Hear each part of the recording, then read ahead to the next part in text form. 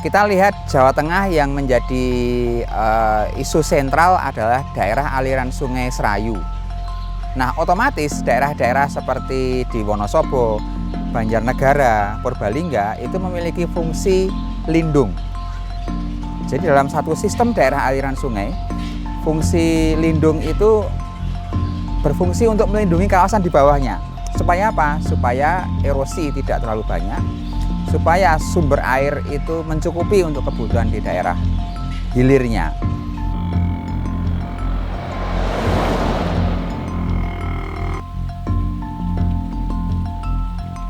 Sing asli teng mriki niku kentang, wortel, lombok, lobis kan niku.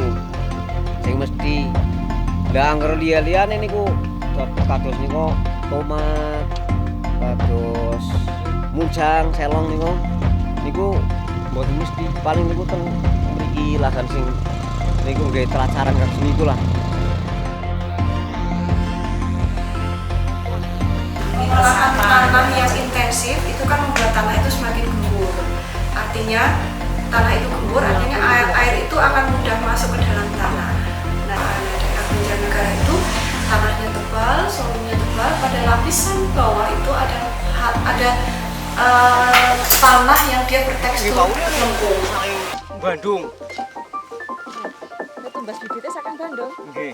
Pola-pola pertanaman campur, sistem agroforestry, kemudian penerapan teknik-teknik konservasi tanah dan air itu menjadi satu kebutuhan yang harus ada di dalam kawasan hulu tersebut.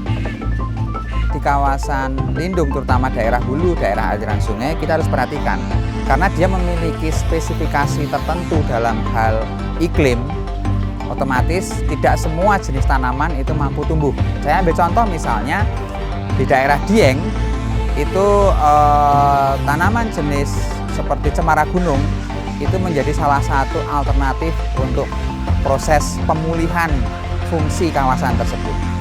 Adanya cemara gunung tersebut itu akan mampu menjadi windbreaker atau mampu menjadi pengurang kecepatan angin di daerah tersebut, sehingga ini akan melindungi tanaman pertanian. Ada sisi kalau dari bencananya itu bukan lagi bencana gerakan massa ya, tetapi bencana terhadap biota atau keanekaragaman biota yang ada di dalam tanah, ya kan? Karena biota yang ada di dalam tanah ini sendiri dia diperlukan oleh tanah untuk meningkatkan kesuburan fisiknya, nanti yang kemudian dia membantu untuk kesuburan kimia atau yang kita kenal sebagai kesuburan biologisnya. Pronil. Oh, berarti bahan kimia gini ku. Nggih. Ajeng kangge ngobati napa? Kentang. Pengaruhnya terhadap air tercemarnya seperti apa itu? Tercemarnya itu oleh pestisida itu dengan bahan-bahan kimia. Nah, itu nanti ujungnya ya kalau dalam skala yang kecil petak-petak itu memang tidak terlihat ya, tapi nanti ketika diakumulasi mungkin kalau ada riset atau apa yang terkait kualitas dari aliran Sungai Serayu atau Merawu itu mungkin akan kelihatan. Tanah itu lama-lama akan menjadi gersang karena dia biotanya nggak ada, untuk apa dekomposernya dia nggak ada, kalau dikasih pupuk organik atau ini dia nggak mampu menguraikannya gitu kan. Masyarakat atau petani itu sendiri pertama itu akan kena, tanahnya itu akan menjadi kritis. Niku tanemane mboten saged sae nek mboten dipulsani kados niku plastiki. Pola tanam mereka yang intensif, yang tidak ngikutin aturan harusnya nyapu gunung gitu kan, mereka enggak, jadi kayak orang keringan aja dia, malah justru apa namanya bukan searah kontur tapi dia menentang gitu. Akibatnya adalah saat ini kita sering mendengar, melihat, bahkan mungkin mengalami berbagai macam bencana alam yang saat ini sering disebut sebagai bencana hidrometeorologi. Bencana hidrometeorologi adalah bencana yang disebabkan oleh parameter-parameter meteorologi seperti hujan, kemudian angin, meningkatnya suhu, dan sebagainya. Sehingga kita di Indonesia kita menemui banyak sekali tipe-tipe bencana, mulai banjir, longsor, kekeringan, kebakaran, dan sebagainya. Sumurnya udah pada kering di rumah. Ya di rumah kering, kering. Udah di Kalau harus nyali air harus jalan jauh ini. ya jalan jauh terus lah. Naik turun bukit Naik ini. turun bukit nih. Kakinya sakit. Ini gendong air tiap hari, Bu. Sampai berapa kali kalau sehari, Bu? Ya kalau saya sekarang 3 kali, 2 kali. Ini berapa liter kurang lebihnya? 20. 20 liter ya. Sampai ini memang air sudah nggak ada ya di sini untuk bersih. Ya emang pol-polnya di sini doang yang ada. Mata airnya satu-satunya di sini ya. Satu di situ atas ada. Ah, Di atas kalau yang ini buat minum sih bisa, tapi kan rasanya kurang enak. Oke. Kalau yang nomor 1 tuh di atas sini Ya, ngantri. ya.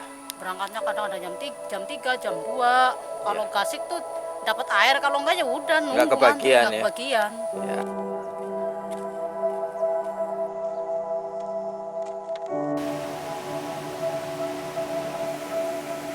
Kalau potensi bencana yang ada di Banjarnegara, khususnya yang daerah Subdas Finawi, daerah hulu dari dasar air ini, itu memang tinggi untuk gerakan massa tanah itu sendiri. Saya hampir setiap bulan ke sana ke sini dalam situasi yang hujan ringan saja, kanan kiri sempadan jalan, itu yang namanya kegagalan lereng karena hujan kecil, karena getaran itu banyak sekali.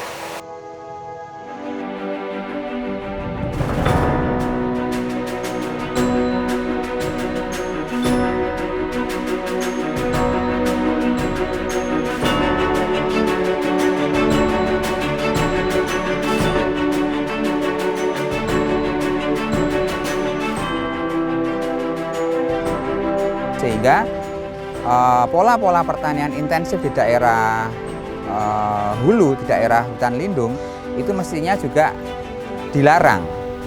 Nah, permasalahannya kan kita tidak bisa langsung melarang masyarakat untuk menanam tanaman pertanian, kemudian mengusir mereka, itu nanti akan terjadi bencana lagi yang lain, bencana sosial lagi yang lain. Jalan tengahnya adalah pertanian yang dilakukan itu mampu beradaptasi dengan kebutuhan akan fungsi kawasan lindung tersebut. Di Kecamatan Wanayasa itu memiliki satu kondisi yang khas di mana seluruh masyarakat petani itu lebih memilih menanam tanaman pertanian seperti kentang, wortel, kubis, dan lain sebagainya yang sebenarnya itu tidak cocok dari aspek konservasi tanah dan air. Nah, sehingga kita harus mencoba mulai memasukkan berbagai macam jenis tanaman lain yang dia mampu menyeimbangkan kebutuhan fungsi tadi. Misalnya, kita bisa gunakan kopi. Ya, kopi itu karena tanamannya tidak tinggi, sehingga dia tidak mengganggu naungan dari tanaman pertanian. Cuma masyarakatnya mau nggak menanamnya seperti itu? Karena biasanya mereka itu cocok, tapi kemudian nilai ekonominya menurut mereka rendah, ya mereka juga nggak mau. Oh, nek angken mriki gambine kentang kali isi. Kentang. Kubis. Tapi apa mboten lemahe mengke do rusak to Pak nek ditanam Ya. ngoten terus? Katanya sih rusak, tapi ya gimana lagi. Emang sing dados ekonomi ini iki. Saya Pak panenane niki. Alhamdulillah niki panenane 3.000 regine rendil sing alit. Alit, kentang sing alit. sing ageng ya paling 8.000 teng mriki.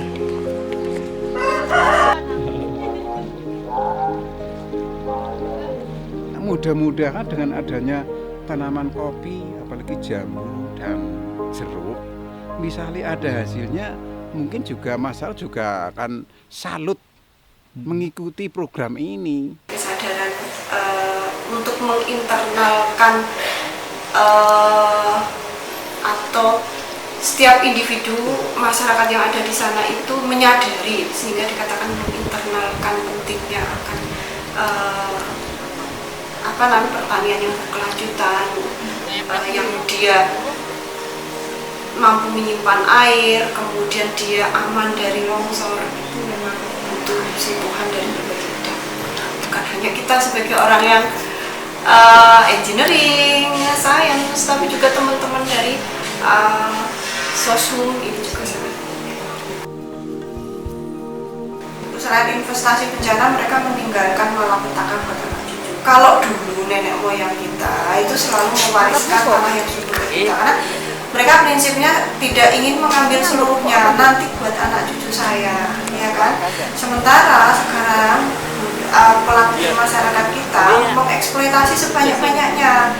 Nanti urusan tanah ini gersang ya orang terpikirkan kan. Padahal itu kan nanti akan diwariskan ke anak cucunya berikutnya, itu yang dia hanya akan menuai tanah yang dia tidak lagi subur, kritis, kemudian mungkin juga akan menyebabkan bencana yang longsor,